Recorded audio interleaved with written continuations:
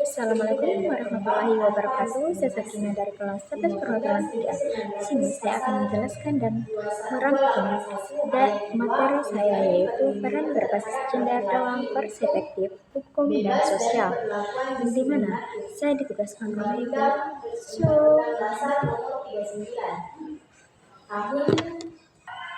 Dasar hukum peran berbasis gender. Yang pertama, Undang-Undang Dasar 1945 Pasal 27 Ayat 1 ditegaskan bahwa setiap warga negara memiliki kedudukan yang sama dalam hukum. Undang-Undang Nomor 39 Tahun 1949 tentang Hak Asasi Manusia menyatakan bahwa laki-laki dan perempuan memiliki hak yang sama. Undang-Undang Nomor 7 Tahun 1984 yang meratifikasi CEDAW memperkuat komitmen Indonesia dalam menghapus diskriminasi terhadap perempuan. Lebih lanjut, Inpres Nomor 9 Tahun 2000 mendorong keharussamaan gender dalam seluruh sektor pembangunan.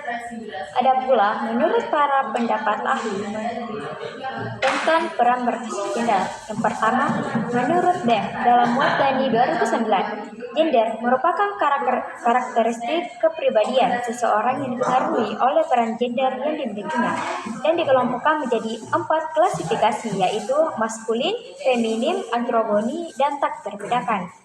Konsep gender dan peran gender merupakan dua konsep yang berbeda. Gender merupakan istilah biologis. Orang-orang yang dilihat sebagai pria atau wanita tergantung dari organ-organ dan gen-gen jenis kelamin mereka.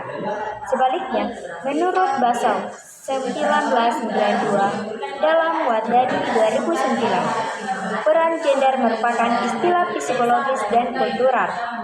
Diartikan sebagai perasaan subjektif seseorang mengenai kepriaan melepas kewanitaan femalines.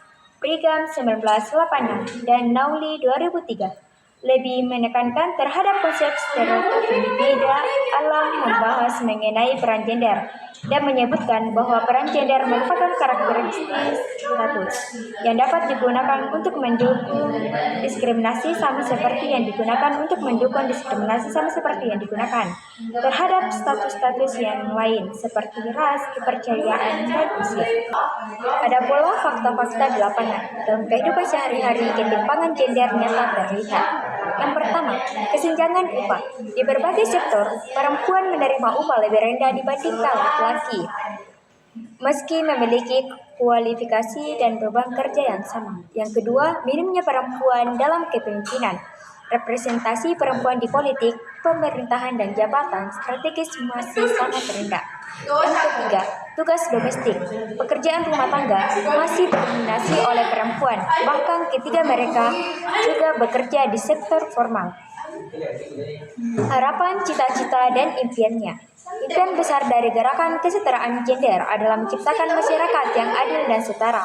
Semua individu tanpa memandang jenis kelamin diharapkan mampu berkontribusi dan mendapatkan hak yang setara. Masyarakat diharapkan lebih inklusif di mana laki-laki dan perempuan bisa berbagi peran secara seimbang, baik dalam ranah domestik maupun publik. Solusi penanganan dan penanggulangan. Untuk mengurangi ketimpangan gender, beberapa solusi perlu dilakukan. Yang pertama, edukasi sejak dini tentang kesetaraan gender. Yang kedua, pemberdayaan perempuan melalui pelatihan, keterampilan, dan akses ekonomi.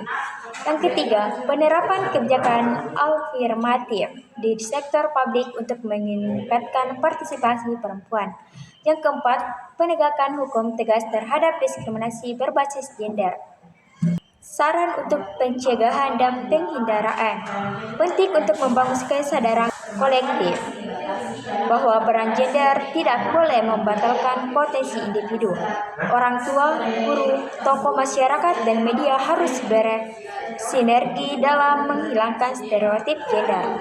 Sekolah dan lingkungan sosial juga harus menjadi ruang yang adil bagi perkembangan semua gender. Yang terakhir, penutup atau hasil dari peran berbasis gender ini, yaitu peran berbasis gender harus dilihat sebagai persoalan keadilan sosial, bukan sekedar isu perempuan. Dengan dukungan regulasi pendidikan dan kesadaran sosial, masyarakat yang setara dan inklusif bukanlah angan-angan, Setiap langkah kecil menuju kesetaraan akan membawa kita lebih dekat pada cita-cita bangsa yang adil dan beradab. Sekian dari saya, kurang dan lebihnya mohon dimaafkan. Wabillahi taufiq wal hidayah. Wassalamualaikum warahmatullahi wabarakatuh. Terima kasih.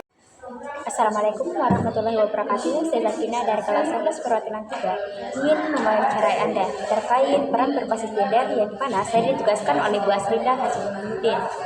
Apakah Anda siap untuk saya wawancarai? Siap. Pertanyaan pertama, menurut Anda, apa akibat terjadinya memicu konflik dalam peran berbasis gender?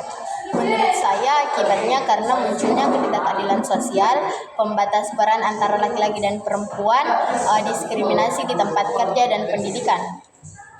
Untuk pertanyaan kedua, bagaimana cara penyelesaian peran berbasis gender? Cara penyelesaiannya itu dengan memberikan edukasi kesetaraan sejak dini, menghapus stereotip gender dalam masyarakat, membuat kebijakan yang adil untuk semua gender. Baik, terima kasih. Saya sangat puas dengan jawaban Anda. Dengan ini saya menutup wawancara ini. Sekian, terima kasih. Wassalamualaikum warahmatullahi wabarakatuh.